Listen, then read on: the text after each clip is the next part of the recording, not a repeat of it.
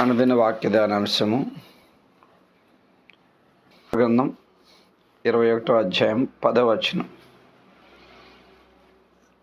భక్తిహీనుని మనస్సు కీడు చేయగోరును, వాడు తన పొరుగు వానికైనను దయతలచడు. ప్రేమైన దేవుని వర్లరా,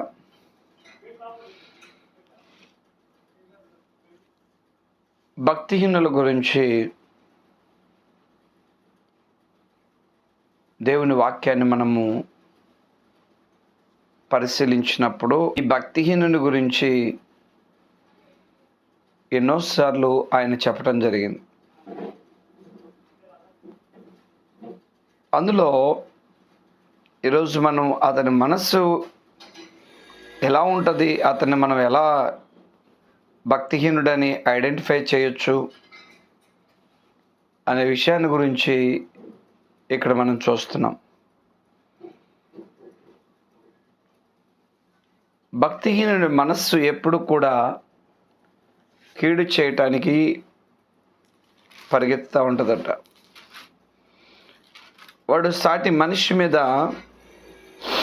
ప్రేమ, జాలి, దయ, కనికరం ఏమీ చూపడు. వాడి మనస్సు కఠినంగా ఉంటుంది. వాడికి కీడు చేయటం తప్ప మేలు చేయటం చేత కాదు. ప్రేమైన దేవుని వల్లరా, దేవుని వాక్యం అంటుంది, కీడు చేయవాడు అపవాది సంబంధి, మేలు చేయవాడు దేవుని సంబంధి. ఒకవేళ మన మనస్సు మనల్ని కీడు వైపు నడిపిస్తూ ఉంటే మనము భక్తిహీనులము, అపవాది సంబంధులం, దుర్మార్గులము, దుష్టులముగా ఉన్నాము అనే విషయాన్ని మనం గమనించాలి. ఎవరో మనకు చెప్పటం కాదు, మనంతట మనమే తెలుసుకునే అవకాశం ఉంది. నిజంగా వాట్ వీఆర్, మనం ఏమై ఉన్నాము, మన స్థితిగతి ఏమై ఉంది, మనం భక్తి కలిగిన వారమా, భక్తి లేని వారమా అని ఎలా తెలుస్తుంది అంటే, భక్తిహీనుని మనసు కీడు చేయ కోరుతుంటుందట. వాడు తన సహోదరుని కూడా, పొరుగువాడిని కూడా, తోటివాడిని, సాటి మనిషిని వాడు ఎంత మాత్రము కూడా ప్రేమించలేడు, క్షమించలేడు, దయతలచలేడు, కనికరించలేడు, మేలు చేయలేడు. వాడి వల్ల కాదు. సామెతల గ్రంథం 1వ అధ్యాయంలో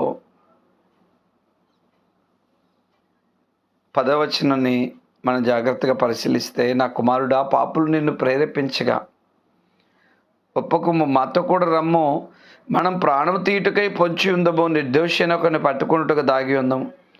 పాతాళ మనుషులు మింగివేయినట్లు వారిని జీవముతోనే మింగివేదము, సమాధిలోనికి దిగివారు మృంగబడినట్లు వారు పూర్ణ బలముతో ఉండగా మనం వారిని మింగివేయదము రమ్ము అని వారు చెప్పినప్పుడు ఒప్పకము. పలు విధములైన మంచి సొత్తులు మనకు దొరుకును, మన ఇండ్లను దోపుడుతో సొమ్ముతో నింపుకుందము అని నీవు మాతో పాలివాడవై ఉండుము, మనకు అందరికీ సంచి ఒక్కటే ఉండనని వారు నీతో చెప్పుదురు. నా కుమారుడా, నీ వారి మార్గమును పోకుము, వారి త్రోవలేందు నడవకుండా నీ పాదం వెనుక తీసుకునము. కీడు చేయుటకై వారి పాదములు పరుగులెత్తును, నరహత్య చేయుటకై వారు త్వరపడుచుందురు అని దేవుని వాక్యం తెలియచేస్తూ ఉంది. వారు కీడు చేయటానికి పరుగులెత్తుతున్నారు, నరహత్య చేయటానికి పరుగులెత్తుతున్నారు. వారికి ఎంత మాత్రమో కనికరం లేదు, జాలి, దయ లేదు. యెషయా గ్రంథం 1వ అధ్యాయము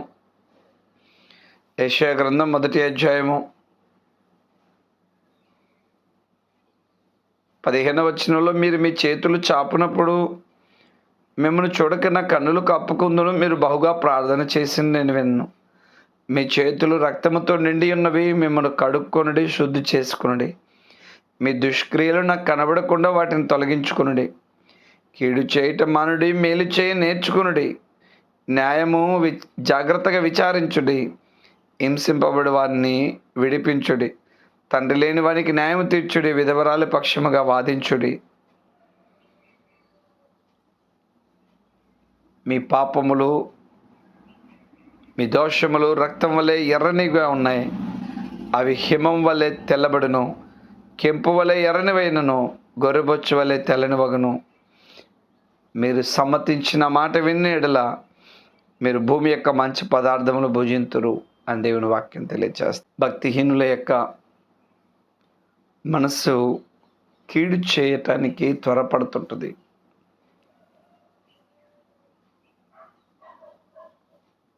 మేలు చేయటానికి కాకుండా కీడు చేయటానికి పరుగులెత్తుతూ ఉంటుంది. వారి పాదములకు సైతం ఎల్లప్పుడూ కూడా కీడు వైపే వెళ్ళిపోతూ ఉంటుంది.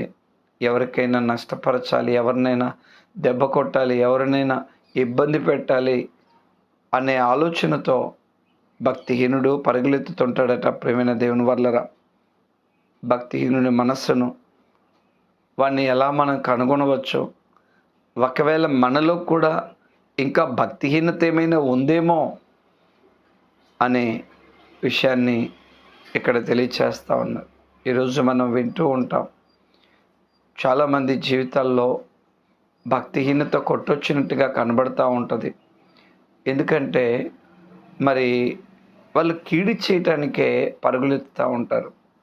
ప్రేమైన దేవుని వల్లరా, ఎదుటివాడిని సొమ్మును దోచుకోవటానికి, ఎదుటివాడిని నష్టపరచటానికి, ఇబ్బంది పెట్టడానికి, వారి యొక్క సొత్తును పాడు చేయటానికి, ఎంత మాత్రము కూడా మేలు కానక కీడు చేయటానికి వాళ్ళు ఇష్టపడుతూ ఉంటారు. ఇద్దరు వ్యక్తులు పక్కపక్కనే జీవిస్తూ ఉంటారట.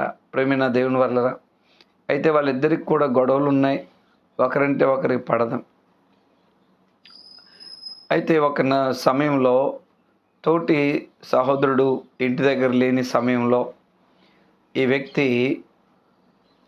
ఆ వ్యక్తి కలిగి ఉన్న గేదెల మీద తన మనస్సు పడిందట.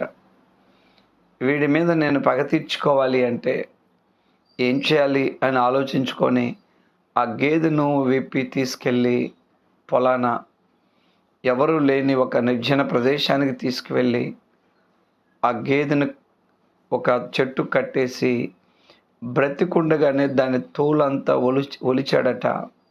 ఒలిచి ఆ దేహం అంతటికి కారం పూశాడట.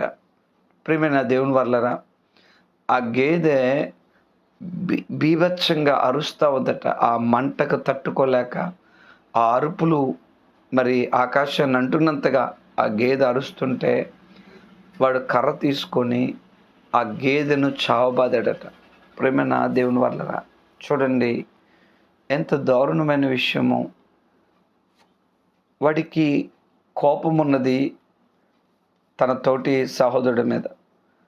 తను కోపాన్ని రివెంజ్ తీర్చుకోవటానికి వాడి గేదెలను, నోరు లేని మూగ జీవాలను ఉపయోగించుకుంటున్నాడు.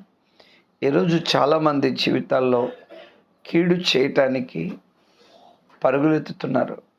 మేలు చేయటానికి కాకుండా కీడు చేయటానికి పరుగులెత్తున్నారు.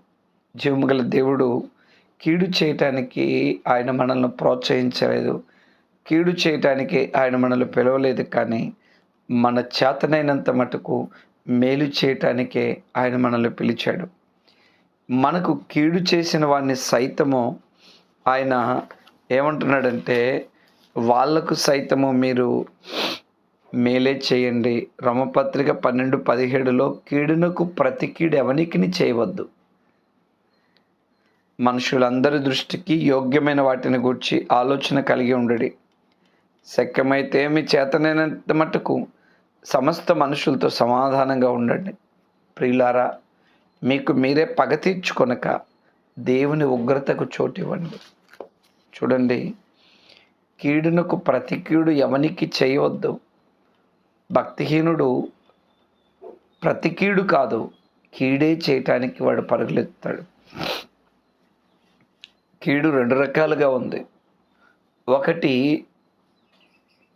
తన సహోదరుడు తనకు కీడు చేయక ముందే తానే కీడు చేయటం. రెండవది, ఎవరైనా మనకు కీడు చేస్తే తిరిగి మనకి కీడు చేయటం. ఇక్కడ మొట్టమొదటి దాంట్లోనే నీవే నీ సహోదరుడికి కీడు తలపెట్టవద్దు. ఒకవేళ అతను నీకు కీడు చేసినప్పటికి కూడా నువ్వైతే కీడు చేయకూడదు.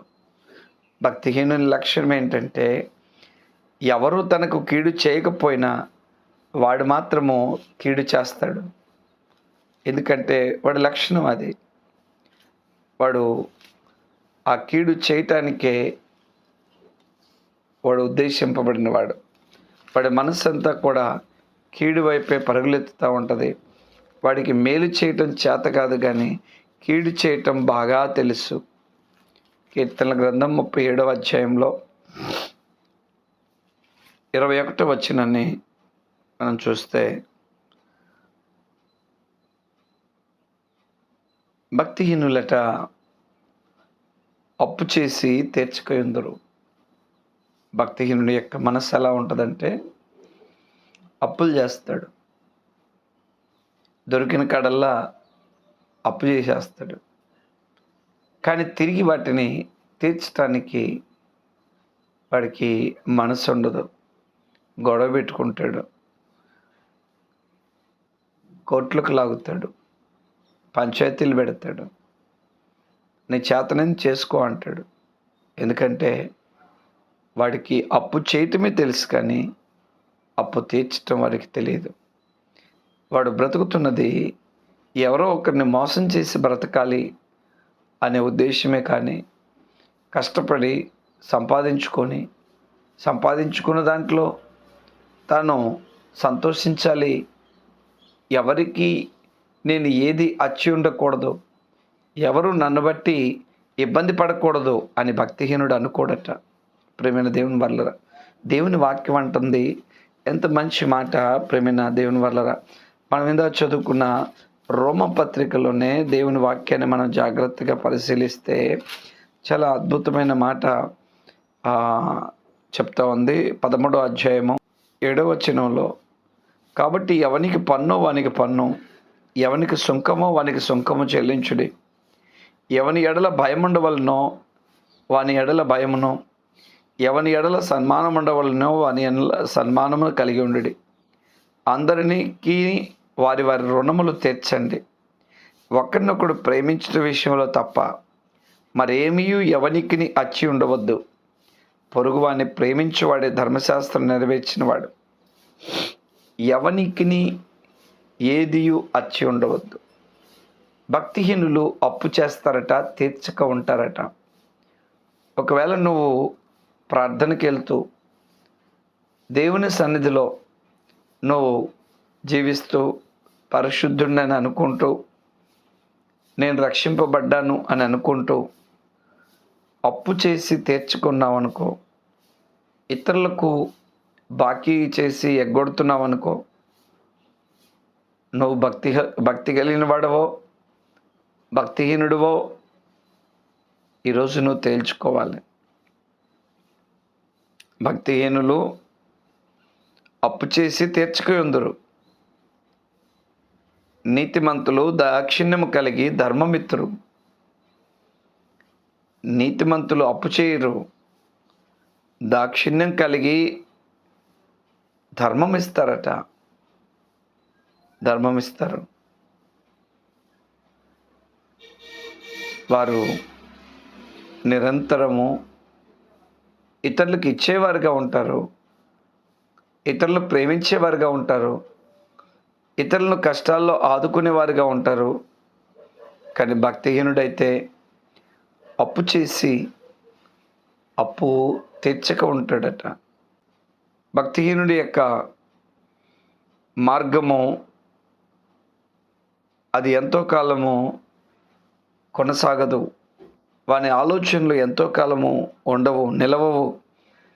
ఎందుకంటే వాడి భక్తిహీనుడు కనుక వాని యొక్క భక్తిహీనతను బట్టి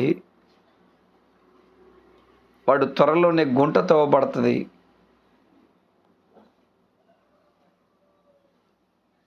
నీతిమంతుల కష్టదినములను పోగొట్టి వారికి నెమ్మది కలుగ చేస్తాడట.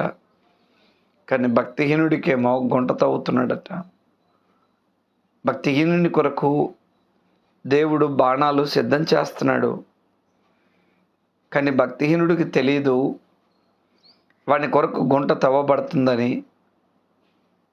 వాడు ఉన్నంతకాలము వాడి భక్తిహీనతను బట్టి వాడు అతిశయపడతా ఉంటాడు. తాను భక్తిహీనుడును, దేవుని ఎడల భయభక్తులు లేకుండా జీవిస్తున్నాను అని వాడు అనుకోడట. సామెతల గ్రంథం 10వ అధ్యాయం 3వ వచనంలో భక్తిహీనుడు ఆయుష్ ఎంత ఉంటుంది అంటే సుడిగాలి వచ్చేంత వరకే అని దేవుని వాక్యం తెలియచేస్తూ ఉంది. సామెతల గ్రంథం 10వ అధ్యాయం 3వ వచనంలో యెహోవా నీతిమంతుని ఆకలిగొనియడు, భక్తిహీనుని ఆశను భంగము చేయును. నీతిమంతునేమో ఆయన ఆకలిగొనివ్వడట. దావీదు అంటున్నాడు, నేను చిన్నవాడినై ఉన్నాను, ఇప్పుడు ముసలివాడినై ఉన్నాను. ఒకప్పుడు చిన్నవాడిగా ఉన్నాను, ఇప్పుడు నేను వృద్ధాప్యంలోకి వచ్చాను, ముసలివాడినయ్యాను. కానీ నీతిమంతులు విడవబడటం కానీ, వారి సంతానం భిక్షమెత్తటం కానీ నేను చూడలేదు అన్నాడు. అంటే దేవుడు నీతిమంతులను ఎప్పుడూ కూడా ఆయన చేవిడవడు. వేరేస్ భక్తిహీనులను మనం చూసినప్పుడు భక్తిహీనుని ఆశ భంగమైపోద్దట. వాడు పెట్టుకున్న ఆశలు, వాడు కన్న కలలు కలలైపోతాయి. వాడు కట్టుకున్న ఆ యొక్క ఊహల సౌధాలన్నీ కూడా ఒకరోజు కుప్పకూలిపోతాయి. కానీ నీతిమంతుడు మాత్రము ఆయన ఎన్నడూ ఆకలి కొననీయడట. నీతిమంతుణ్ణి ఆయన ఎన్నడూ ఆకలి కొననీయడట. నీతిమంతునికి సహాయం చేసే దేవుడు, నీతిమంతుణ్ణి ఎన్నడూ చేయవిడువని దేవుడు. అటువంటి గొప్ప దేవుడు, కృపగల దేవుడు నీతిమంతుల పక్షాన కార్యాలు చేస్తాడు. భక్తిహీనుని ఆశను భంగం చేసే దేవుడు ఆయన. అలాగే 25వ వచనంలో మనం చూస్తే, సుడిగాలి వీచగా భక్తిహీనుడు లేకపోవును, నీతిమంతుడు నిత్యము నిలుచు కట్టడం వలె ఉన్నాడు. చూడండి ఎంత వ్యత్యాసం అండి. భక్తిహీనుడు తొందరపడుతున్నాడు. భక్తిహీనుడు ఏదో సాధించాలి అనుకుంటున్నాడు. తన మార్గము తనకు మేలైనది అనుకుంటున్నాడు. ఆ మార్గాన్ని బట్టి అతిశయపడుతున్నాడు. అయితే ప్రేమిన దేవుని వల్లరా, భక్తిహీనుడు ఎంతకాలమయ్యా ఇలా కొనసాగుతాడు, వాని భవిష్యత్తు ఏంటి అని మనం ఆలోచిస్తే దేవుని వాక్యం అంటుంది, భక్తిహీనుడు సుడిగాలి వీచగా వాడు లేకపోవును. ఎంతసేపు వాడి లోకములో దిమ్మరిస్తూ ఉంటాడు, ఎంతసేపు వాడు అతిశయపడతాడు, ఎంతసేపు దేవునికి విరోధంగా జీవిస్తాడు, ఎంతసేపు కీడును కోరుకొని ఆ కీడులో కొనసాగుతాడు అంటే సుడిగాలి వచ్చేంతవరకు. ఒక సుడిగాలి వస్తే ఆ సుడిగాలికే కొట్టుకొని పోతాడంట.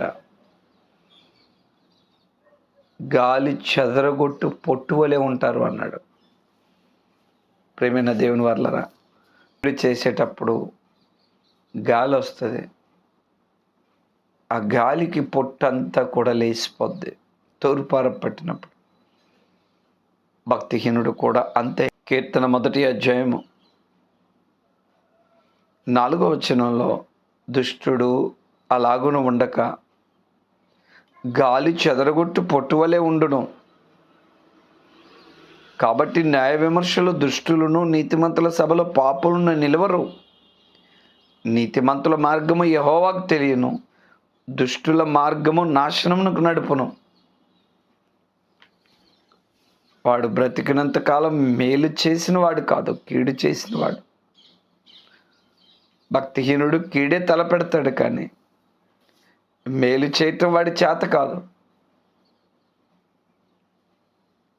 చెడ్డ తలంపులు, చెడ్డ ఆలోచనలు భక్తిహీనుని వశం. మేలు చేయటము వాడి చేత కాదు. ప్రియమైన దేవుని వర్లరా, దేవుని వాక్యము ఏం చెప్తుంది? మేలు చేయుట నీ చేతనైనప్పుడు, సామెతల గ్రంథం 3:27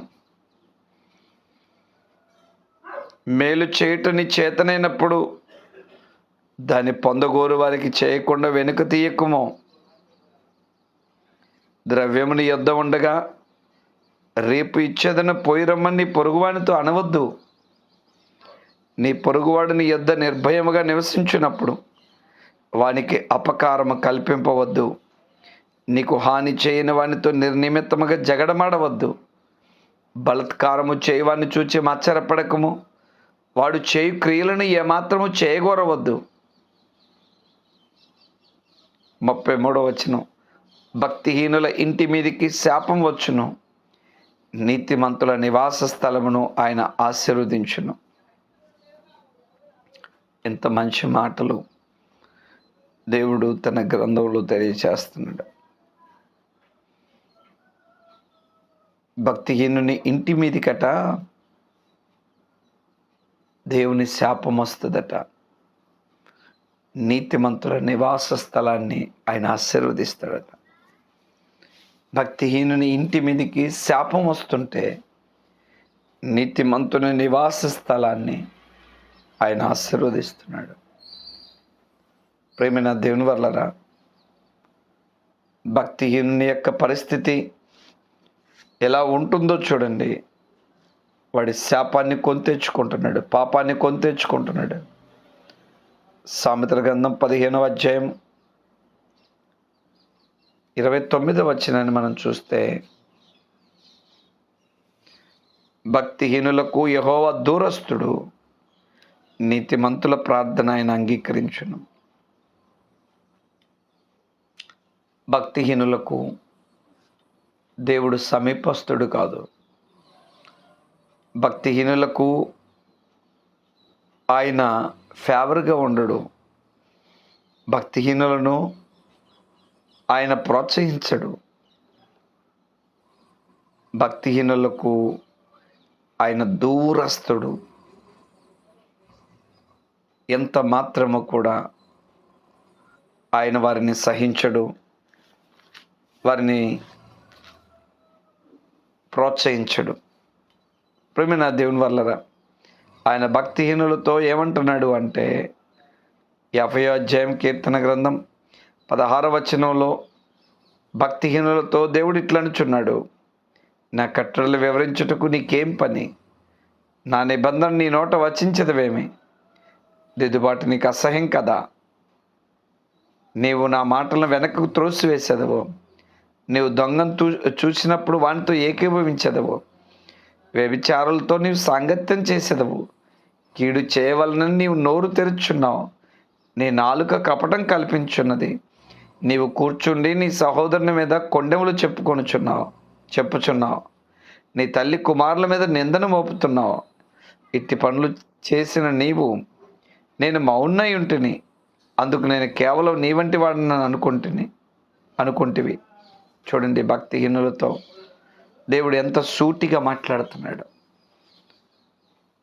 నీ క్రియలు నేను ఎరుగుదును, నీ మాటలు నేను ఎరుగుదును, నీ ఆలోచనలు నేను ఎరుగుదును. కానీ ఒకరోజు వీటన్నిటిని బట్టి తీర్పు తీర్చే రోజు వస్తుంది అన్నాడు. అందువల్ల ప్రేమైన దేవుని వల్లరా, భక్తిహీనుని మనసు ఏంటో మనం చూసాం. వాడు కీడు చేయటమే కానీ మేలు చేయటం వాడి చేత కాదు. వాడు కీడును పోగు చేసుకుంటున్నాడు. దేవుని ఉగ్రత కింద వాడు నిలబడి ఉన్నాడు. సుడిగాలి వీచినప్పుడు వాడు లేకుండా పోతాడు.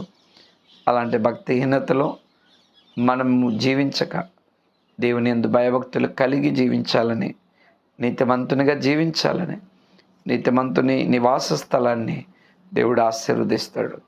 అటువంటి నివాస స్థలాలను మనం కట్టుకోవాలని ప్రేమతో తెలియచేస్తూ నేను ముగిస్తున్నాను. ప్రార్థన చేసుకుందాం.